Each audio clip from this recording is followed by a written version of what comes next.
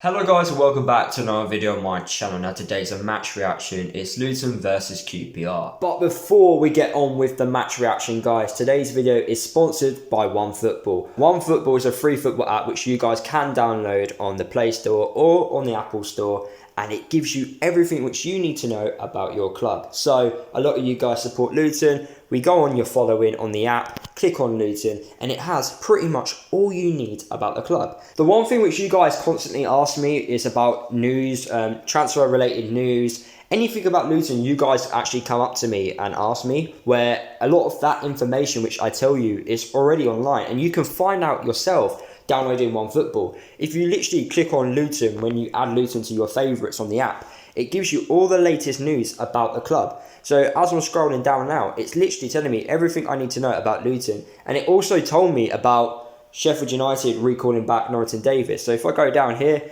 on the app, look, Norrington Davis, Stoke City sign, Sheffield United left back on loan. It told me before it was even on social media. So it's a fantastic app. And as we are in the January transfer window, it also gives us transfer news. So all you've got to do is go onto your home bit on the app, go onto the transfers, go onto top deals, and it tells you players who have gone to other clubs. So it can keep you guys updated with the day-to-day transfer news surrounding this month. Make sure you download the OneFootball app. The link will be in the description below, and let's get on with the video. So, the game, Luton versus QPR.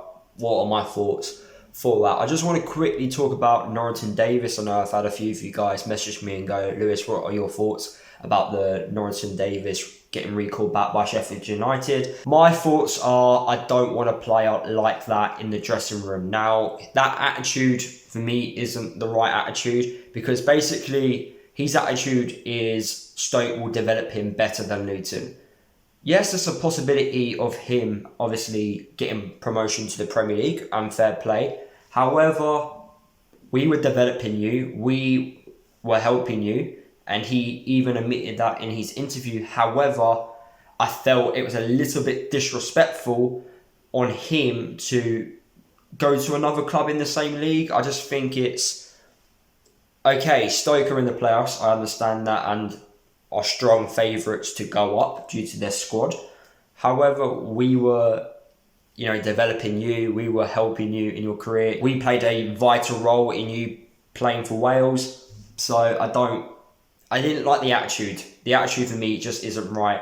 And I'm kind of, if he wants to go, let him go. Like, that's my thoughts on it. I don't really want to play like that around the dressing room if he's just going to jump at the first opportunity. And to be fair, we were very close to signing him on a permanent transfer. So imagine, he could have not stayed even a year with us. So he's gone. We have to deal with it. Will we get a replacement in? I'm not too sure. We do have Kioso now, as he's been recalled back. And we may see more of Osho as well. And we may see more of Brendan Galloway, in fact. So we've got options there. Obviously, I'm a little bit disappointed that he has gone, but there's nothing you can do. He isn't our player. And yeah, Wilder, the Sheffield United boss, kind of not really fair on us, really. Weeks ago you were saying he's staying at Luton, despite other clubs being interested, and he's eating his own words. And that's one of the main reasons why I don't trust football managers. But anyway, let's get on with the actual game, Luton versus QPR. So the first half, we started off brightly. First 10, 15 minutes, we looked the more dangerous side. However, QPR, they grew into the game and got better as that half went on. And they came close plenty of times to scoring. And then they did score from a corner. Now, it's another set piece, which we have conceded.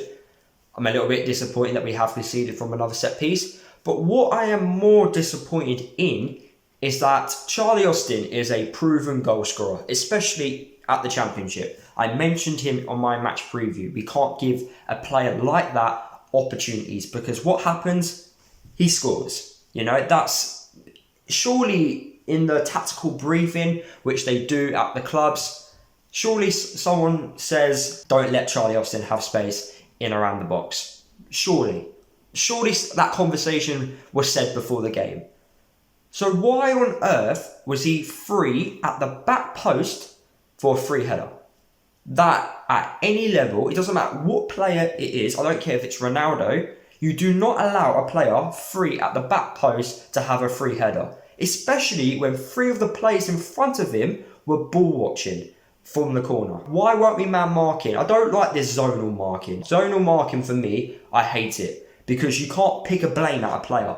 You know, man marking, you know, you have your own man. If he outdoes you, then it's your fault. You know, that's the consequences when you do man marking. Zonal marking, anyone can be blamed for that. I hate zonal marking. It's awful. I don't like it at all. Bring back man marking, you know. Pick a man, you mark him. I don't know if that's me being old-fashioned. I hate zonal marking. And it proved in the game, it doesn't work. I don't understand. This season, we've not been the best from set pieces, especially defending them. And it just shows you when we do stuff like that. Charlie Austin, 3 at the back post. There's no excuse for that. Players ball watching. That shouldn't be happening. So we go in at half-time, 1-0 down.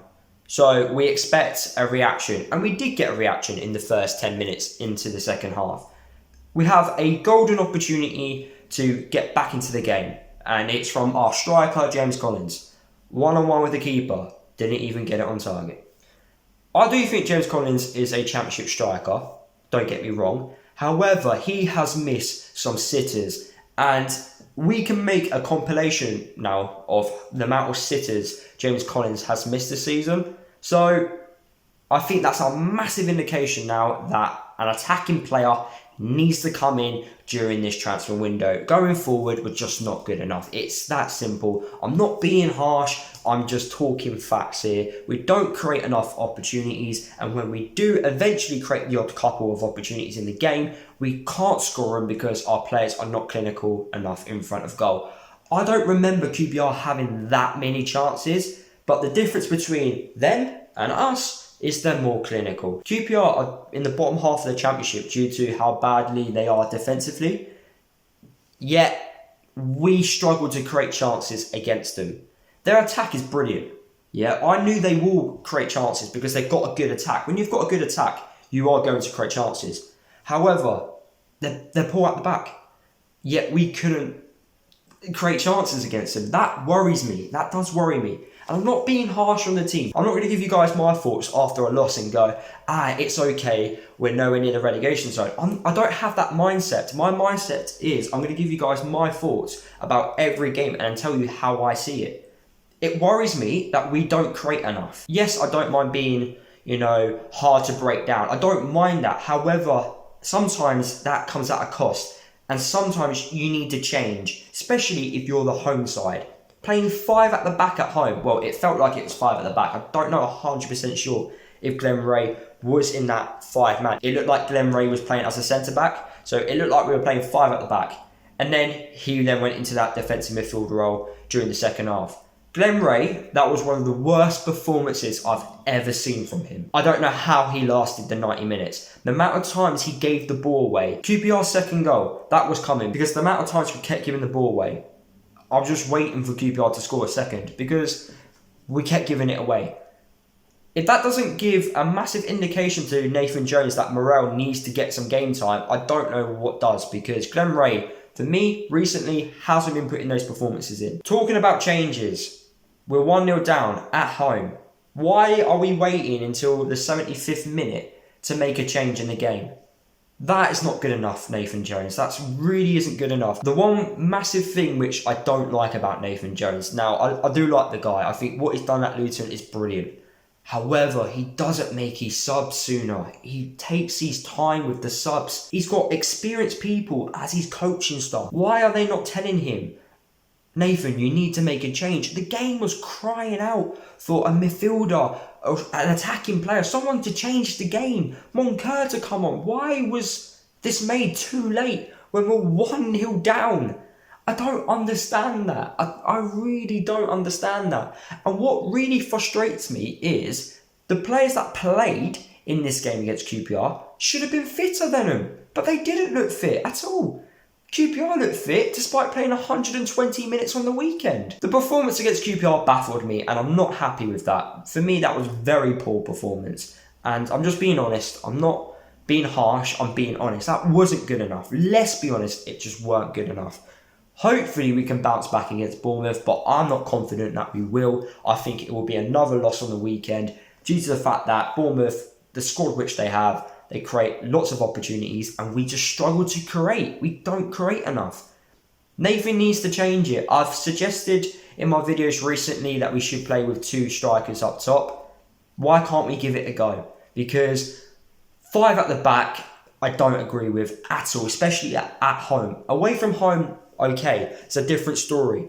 But at home, that's where you look to get your points from in the league. Yet we're playing 5 at the back. It's not for me. I don't like it, and I just don't think it's good enough. The only positive that's come out over the last couple of days is that we have been drawn to Chelsea in the FA Cup 4th round away from home, which is brilliant for the club. Looking forward to that. Looking forward to seeing Luton play Chelsea. Gutted that we can't all go, but it is what it is. Imagine having Man United and Chelsea and Watford in the same season and we can't even go to it. So there you have it, guys. That is the end of the video. Hopefully you did enjoy it. Drop a like on the video if you did. Comment below your thoughts about our performance against QPR. Let me know how you rated the boys' performances against them. If you want to become a member, guys, make sure you click the link down below. You get exclusive perks if you guys want to become a member. Also, make sure you download the OneFootball app. Link is in the description below. Follow me across all my social media if you haven't done already. And I'll see you guys in the next video.